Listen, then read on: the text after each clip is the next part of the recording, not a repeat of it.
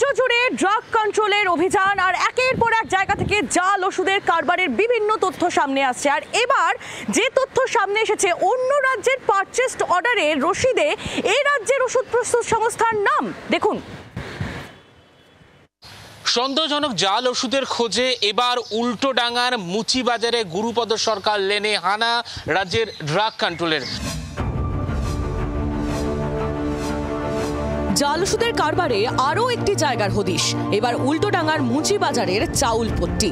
এখানেই DDM Pharma and সার্জিক্যালস নামে একটি সংস্থার দুটি গুদামে হানা দিল রাজ্যের ড্রাগ কন্ট্রোল। সূত্রের খবর, উত্তরপ্রদেশ, মহারাষ্ট্র ছাড়াও বেশ কয়েকটি রাজ্য থেকে পাওয়া অভিযোগের ভিত্তিতে এই অভিযান চালানো হয়। হ্যাঁ, গাড়ি তো আসে, এদের মাল লোড হয়, মাল যায়, মাল আসছে, যেরকম মাল খালি লাভে উঠতে।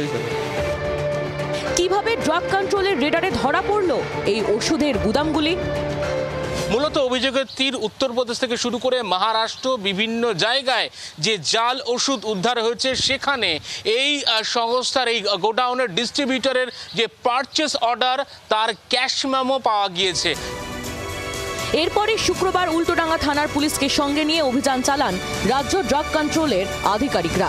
বাজেয়াপ্ত করা হয়েছে সন্দেহজনক ওষুধের নমুনা।